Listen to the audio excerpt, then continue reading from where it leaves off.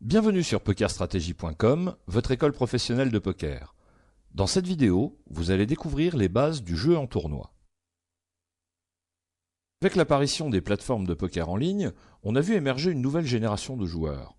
Le plus souvent jeunes, issus des quatre coins du monde, ils semblent avoir surgi du néant et sont passés en un temps record des limites les plus basses aux limites les plus élevées.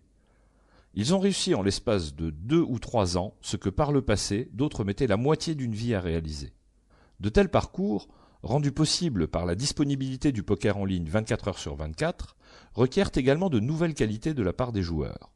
Si vous voulez réussir dans le poker en ligne, vous devez non seulement être un bon joueur, mais également un bon manager, votre propre manager. Le droit d'entrée d'un tournoi, buy-in, doit toujours être vu comme un investissement, exactement comme s'il s'agissait d'un paquet d'actions. Vous n'achetez des actions que lorsque celles-ci peuvent vous permettre de réaliser une bonne plus-value et que le risque est maîtrisé. Au poker, ceci est possible grâce à la gestion de bankroll. Ne dépensez jamais plus de 2% de votre bankroll pour un sit and go, hors commission rake. Les 2% sont obtenus en divisant par 50 le montant de votre capital. Cela semble beaucoup, mais un bon matelas financier est nécessaire. Qu'entend-on par commission rake ? Une entrée dans un tournoi se compose pratiquement toujours du droit d'entrée en lui-même, auquel vient s'ajouter une commission prélevée par l'organisateur, également appelée rake ou entry fee. Si l'entrée d'un tournoi est annoncée comme étant de 1 $ plus 15 cents, alors les 1 $ sont ajoutés à la cagnotte et les 15 cents vont dans la poche de l'organisateur. C'est le premier montant qui est intéressant pour votre gestion de bankroll. Ne jouez ce tournoi que si vous possédez au moins 50 fois ce montant, en l'occurrence 50 $. Le capital initial de 50 $ plus bonus qui vous est offert après réussite du quiz marque le point de départ de votre parcours. Cette somme vous permet de débuter avec des tournois dont le droit d'entrée hors commission rake s'élève à 1 $ maximum.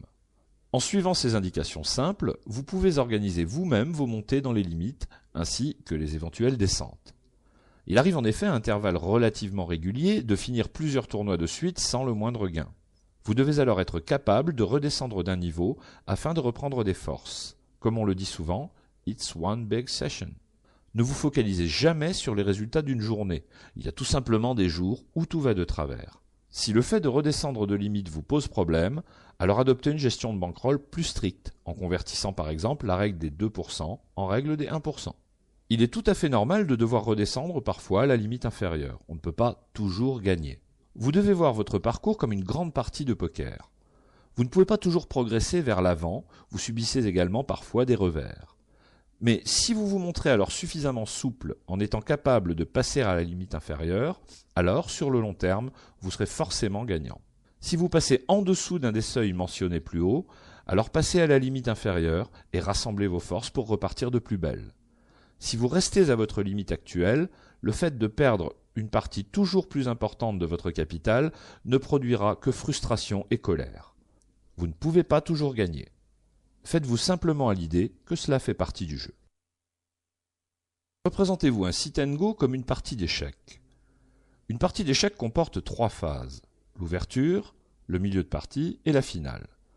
Vous ne mettez pas l'adversaire échec et mat dès l'ouverture.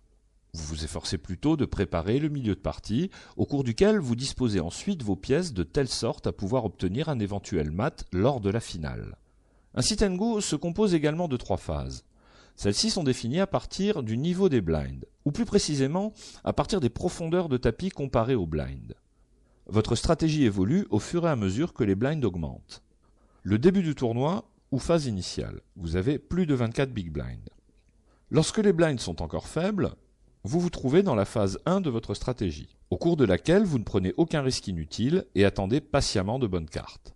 La patience est ici la plus grande des vertus. Le milieu de tournoi ou phase intermédiaire. Vous avez entre 14 et 24 big blinds. Lorsque les blinds ont augmenté et représentent déjà une partie importante de votre pile de jetons, votre stratégie passe en phase 2. Vous devenez plus agressif et intégrez certains coups particuliers dans votre jeu. La fin de tournoi ou phase finale. Vous avez moins de 14 big blinds. Quand les blinds sont tellement élevés qu'elles entament considérablement votre tapis, vous entrez dans la phase la plus importante, la phase du push or fold, dans laquelle vous décidez avant le flop soit de vous mettre all-in, soit de coucher votre main. Votre stratégie lors des 2 premières phases a pour unique objectif de vous amener à la phase finale, C'est seulement là que le jeu commence vraiment. Cela représente une énorme différence par rapport au cash game. Le tournoi s'accompagne d'une dimension stratégique supplémentaire, étant donné que les phases initiales et intermédiaires servent uniquement à vous positionner tactiquement pour la phase finale. Vous apprendrez dans l'article suivant la façon dont ceci fonctionne exactement, ainsi que les cartes jouables aux différents stades du tournoi.